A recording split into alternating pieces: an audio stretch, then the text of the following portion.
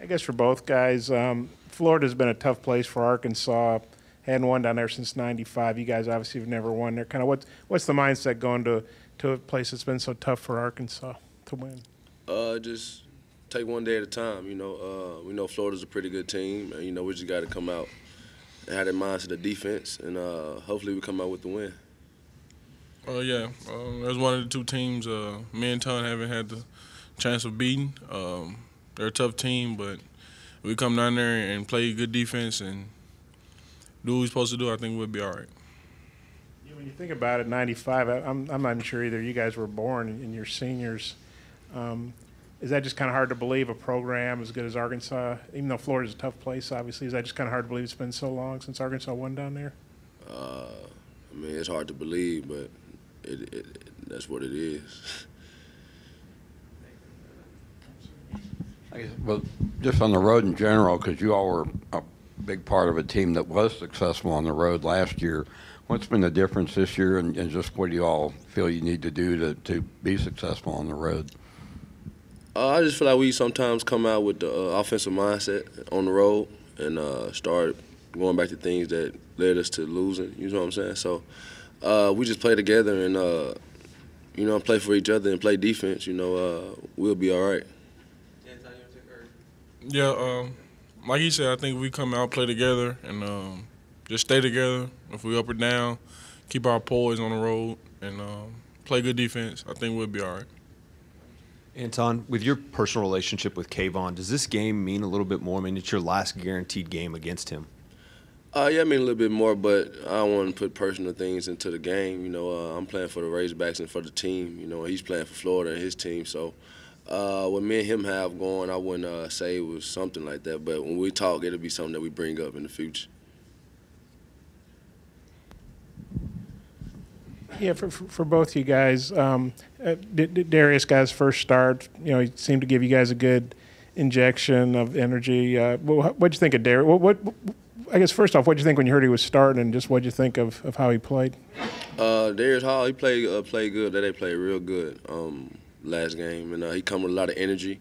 He do that same thing in practice. He's everywhere on the court. He gets a lot of rebounds, and he's just an energy guy. I never seen somebody with so much energy in my life, but he has a lot of energy, and Coach believed in him. Coach always says, trust players, and he trusted them to go out there and start.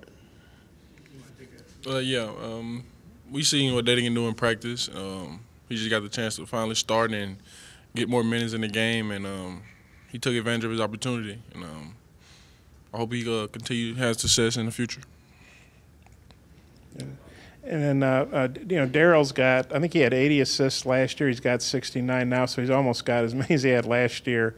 And he had 8, I think, for the 4th time. What do you guys think about Daryl's play, how he's improved as a playmaker and as an assist guy?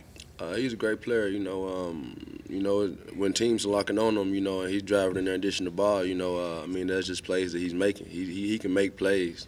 And we saw that in the last game, the last little stretch. He made a lot of good plays, a lot of decisions, and his IQ was really high. So, he's just playing ball. Trey, does that surprise you? Because Daryl, I think, he was okay at assists last year, but he's a lot better. Have you been surprised at how good he is at that now? No, not really. I think he's just coming to his own. I think last year he was trying to figure out his role on the team, and this year he's more of a facilitator when teams are locking in on his stuff and trying to force a shot or do something else. So I just think he's just growing into his role.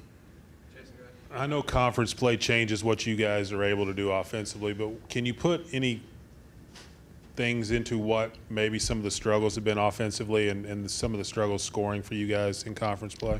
I think some of them is coming from, sometimes we are tired out there playing, and we just got to sometimes put our hands up and come out the game, and sometimes we get kind of stagnant where we just start watching it. Somebody who have got the ball, just start watching them. That's where I feel like our struggles come from. Yeah, I think like he said, we get stagnant sometimes, we get tired. And a lot of that comes from defense. Like, we're not getting stops. A lot of our points usually come in transition.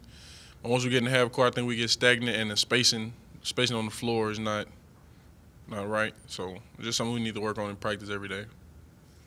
Trey, this one's especially for you. When you see Daniel's play since conference play started, Do you see him being more comfortable out there? Because obviously the SC play is different than non-conference. Yeah, I think he's getting more comfortable. I think he's just a guy like the more he plays, the more he adapts to the game and who he's playing and the level of competition. I think he steps up to it tremendously. So I just think he'll step up game by game. Anton, after the game before last, when you didn't get the ball inside, is there a bigger effort now to get it inside to Gafford and Trey when he's in there? Well, we gotta let them touch it. You know, when they both touch the ball, something good always happen. And, you know, Coach always preaches it. But I feel like that one game we didn't really go inside. We were kind of throwing some shots up, but that's a big emphasis for us to start getting the ball inside, because when they get it, they work even harder. Hey, Anton, I don't know, how often do you and Kayvon, talk or text, and do you just kind of cut off communications before you guys play each other? And have you noticed he's kind of struggling with his shot? He's only shooting 29 from three and under 35 for the year. That's kind of uncharacteristic for him. Is that something you've noticed? And are you kind of worried he might break out because he's overdue?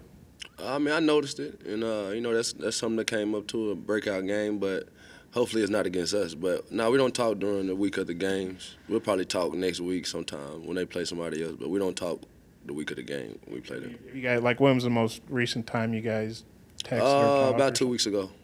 You guys is it personal stuff? Is it basketball stuff? Just.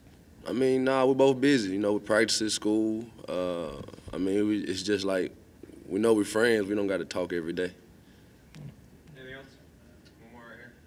Trey, I think there's a little period where you and Daniel played together last week in the last game.